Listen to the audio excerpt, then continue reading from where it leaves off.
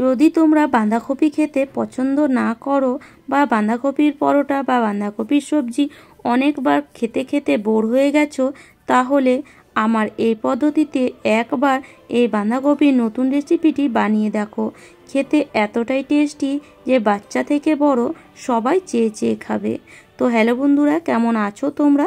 আশা করি ভালো আছো, আর আমিও ভালো আছি। তো আজকে আমার রেসিপি হলো বাঁধাকপি দিয়ে একটা নতুন নাস্তা। তো চলো তাহলে শুরু করা যাক। নতুন টিফিন বা নাস্তা যেটাই বলতে পারো।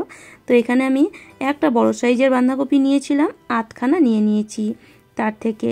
এবার বাঁধাকপিটাকে এইভাবে কেটে নেব, মানে যেমন ইচ্ছা তেমন কেটে নিতে পারো, কেননা এই বাঁধাকপিটাকে আমাদের ভালো করে আবার মানে মিহিন করে পেস্ট বানিয়ে নিতে হবে।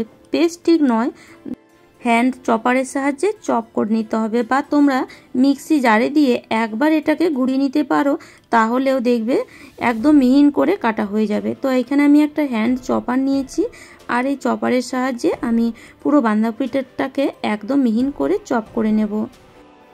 আর বন্ধুরা, আমার রেসিপি যদি তোমাদের এতটুকুও ভালো লাগে তাহলে অবশ্যই একটি লাইক করে দিও। আর আমার চ্যানেলে নতুন বন্ধু হয়ে থাকলে আমার চ্যানেলটিকে অবশ্যই সাবস্ক্রাইব করে নিও এরকম নিত্য নতুন রেসিপি দেখার জন্য। দেখো, এইভাবে যদি হ্যান্ড চপার থাকে অবশ্যই চপ করে নিও, তাহলে এই টিফিনটা খুব ভালো তৈরি হবে। তো চলো, এখানে কিছুটা পরিমাণ বাঁধাকপি চপ হয়ে গেছে, আর এইভাবে আমি পুরো বাঁধাকপিটাকে একদম মিহিন করে কেটে নেব বা চপ করে নেব। তো যদি মিহিন করে কাটতে পারো তাহলে এইভাবে মিহিন করে কেটেও নিতে পারো। এবার এই বাঁধাকপির মধ্যে দেব দুটো মিডিয়াম সাইজের পেঁয়াজ। পেঁয়াজটাকে আমি নর্মাল কেটে নিচ্ছি, আর পেঁয়াজটাকে ওই হ্যান্ড চপারের সাহায্যে একবার ঘুরিয়ে দেব, তাহলে ভালো করে একদম মিহিন করে কাটা হয়ে যাবে বা মিহিন করে চপ হয়ে যাবে।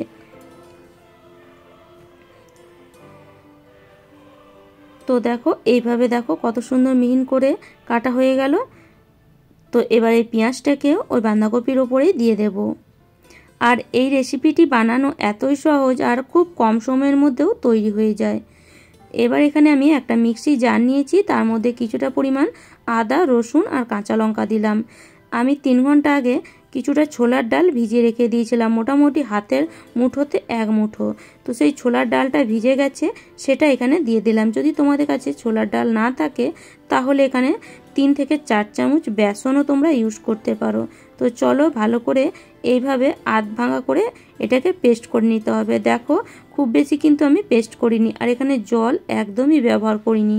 জল কিন্তু তোমরা একদমই ব্যবহার করবে না, কেননা বাঁধাকপিটা যখন আমরা মেশাবো সব জিনিসের সাথে তখন অটোমেটিক এখান থেকে জল বেরোবে। এবার এখানে আমি নিয়ে নিচ্ছি কিছুটা পরিমাণ ধনেপাতা। তো ধনেপাতা এভাবে মিহিন করে কেটে বাঁধাকপির ওপরে দিয়ে দেব। যদি না থাকে তাহলে তোমরা কারিয়া পাতা বা মেথি পাতা এখানে ইউজ করতে পারো, তবে ধনেপাতা থাকলে তো খুবই ভালো হয়। তো ধনেপাতাটাও কাটা হয়ে গেছে, এবার ধনেপাতাটাও বাঁধাকপির ওপরে দিয়ে দেব। এবার বাঁধাকপির মধ্যে কিছু মশলা অ্যাড করব। তো প্রথমে এখানে দিয়ে দিচ্ছি আমি পরিমাণ মতো লবণ, দিয়ে দিচ্ছি 1 চামচ কাশ্মীরি লঙ্কা গুঁড়ো, বা তোমরা নর্মাল লঙ্কা গুঁড়ো ইউজ করতে পারো যদি বেশি ঝাল খেতে চাও। সামান্য একটু হলুদ, 1 চামচ জিরে গুঁড়ো, 1 চামচ ধনে গুঁড়ো অ্যাড করে দিলাম। সামান্য একটু গোলমরিচ গুঁড়ো আর সামান্য একটু গরম মশলা দিয়ে দিলাম। এবার সব জিনিসগুলোকে ভালো করে প্রথমে মিশিয়ে নিতে হবে। তো দেখতেই পাচ্ছ কতটা সহজ বানানো। তো এইভাবে তোমরা বানিয়ে বাচ্চাদের টিফিনেও দিতে পারো, বাচ্চারাও কিন্তু খুব খুশি হয়ে খাবে। আর যে বাচ্চা বাঁধাকপি খেতে পছন্দ করে না, একবার আমার কথা মতো বানিয়ে দেবে, দেখবে বারে বারে তোমাকে এই টিফিনটাই বানাতে বলবে। এবার এখানে আমরা দিয়ে দেব 4 চামচ চালের গুঁড়ো। তো এখানে আমি 1 কাপ চালের গুঁড়ো নিয়েছি, পুরোটাই কিন্তু লেগে যাবে, তবে হ্যাঁ অল্প অল্প করে অ্যাড করবে, তাহলে কি হবে ভালো করে তোমরা মেশাতেও পারবে আর বুঝতে পারবে এখানে কতটা দিতে হবে। একসাথেই যে সবটা দিয়ে দিতে হবে এমন কোনো কথা নয়, অল্প অল্প করে দেবে, তাহলে বোঝা যাবে যে এখানে কম লাগবে, এখানে কমই ইউজ করতে হবে। খুব বেশি চালের গুঁড়ো দিলে তাহলে চালের গুঁড়োটার টেস্টটাই পাবে, বাঁধাকপির টেস্ট পাবে না। সেই জন্য দেখো আমি অল্প অল্প করে এখানে অ্যাড করছি। তো এইভাবে অ্যাড করতে করতে কিন্তু পুরো চালের গুঁড়োটাই আমার লেগে গেছিলো পুরো 1 কাপ। তো ভালো করে চালের গুঁড়োটাকে বাঁধাকপির সাথে মিশিয়ে নিতে হবে। আর এখানে জল কিন্তু একদমই ব্যবহার করবে না। তো দেখো এইভাবে মিশিয়ে নিয়েছি। আর দেখবে হাতের মুঠোতে যখন এটা নেবে এরকম যেন একটা ডো তৈরি হয়, আর এটা যেন এরকম লেগে থাকে, যেন ছেড়ে না পড়ে। ঠিক এরকম কিন্তু ডোটা তৈরি করতে হবে।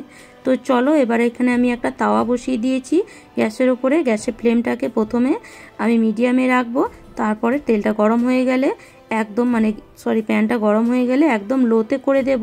তারপরে এখানে সামান্য একটু তেল দিয়ে দিচ্ছি। যদি তোমরা কম তেল খেতে পছন্দ করো বা ডায়েট করছো, তাহলে এই রেসিপিটি একবার হলেও বানিয়ে খেয়ে দেখতে পারো। খেতে এতটাই টেস্টি যে মনে হবে না যে এটা আমরা কম তেল দিয়ে বানিয়েছি বা ডায়েটের জন্য এই রেসিপিটি আমরা খাচ্ছি। টেস্টটার সাথে সাথে ডায়েটও হয়ে যাবে। তো চলো সামান্য তেল দিয়ে এইভাবে হাত দিয়ে এইভাবে এটাকে পুরো রুটি বা পরোটার আকারে দিয়ে দিতে হবে। এবার তোমরা একটা খুন্তি দিয়ে এইভাবে চারিদিকটা চেপে দিতে পারো বা হাত দিয়ে পুরোটা চেপে দিতে পারো। গ্যাসের ফ্লেমটা এখন আমি লোতে রেখেছি। তো পুরোটা যখন এইভাবে চাপা হয়ে যাবে তখন গ্যাসের ফ্লেমটা মিডিয়ামে করে দেব। আর নিচেরটা ভালো করে প্রথমে সেঁকে নিতে হবে। তো আমি এখানে বড় আকারে তৈরি করেছি পরোটার মতন। তোমরা চাইলে এটাকে একদম ছোট বানিয়ে বাচ্চাদের টিফিনেও এটাকে দিতে পারো। বাচ্চারা এত বড় খেতে চায় না, সেই জন্য ছোট বানিয়ে বাচ্চাদের টিফিনেও এটাকে দিতে পারো। তো এক পাশটা যখন একটু ভালো মতন সেঁকা হয়ে যাবে তখন এইভাবে অপর পাশটাকে উল্টে দেব। আর দেখো এটা কত সুন্দর হয়েছে, দেখতেও কত সুন্দর, কালারটাও কত সুন্দর এসেছে। তো এইভাবে ভালো করে গ্যাসের ফ্লেমটাকে মিডিয়ামে রেখে ভালো করে কিন্তু এটাকে সেঁকে নিতে হবে। তো এখানে আমি সামান্য একটু তেল অ্যাড করে দিলাম। তোমরা যদি তেল একদমই খেতে পছন্দ না করো তাহলে এটাকে তেলটাকে স্কিপ করে এটাকে বানিয়ে নিতে পারো। খেতে কিন্তু টেস্টের কোনো তফাৎ হবে না। তবে হ্যাঁ, এটা দেখবে বানাতে একটু সামান্য ভেঙে যেতে পারে, ভেঙে গেলেও কিন্তু খেতে খুবই টেস্টি। তো চলো এইভাবে আমি 3 থেকে 4টে বানিয়ে নিয়েছি। আর দেখো এটা কত সুন্দর লাগছে দেখতে। তবে হ্যাঁ, আমার একটু ভেঙে গেছিলো, কিন্তু বিশ্বাস করো খেতে এতটাই টেস্টি যে আমার ছেলে তো সবই খেয়ে নিয়েছিল। আর এটা বাচ্চারা খেতে খুবই পছন্দ করবে। তো আশা করি আজকের রেসিপিটি তোমাদের ভালো লেগেছে। আর আমার রেসিপি যদি তোমাদের এতটুকুও ভালো লেগে থাকে তাহলে অবশ্যই লাইক করো, শেয়ার করো আর আমাকে কমেন্ট করে অবশ্যই জানিও। এরকম টমেটো কেচাপ বা যে কোনো চাটনি দিয়ে এটাকে সার্ভ করতে পারো বা চাইলে চা দিয়েও খেতে পারো। তো চলো আজ এই পর্যন্ত। ভালো থেকো, সুস্থ থেকো, ধন্যবাদ।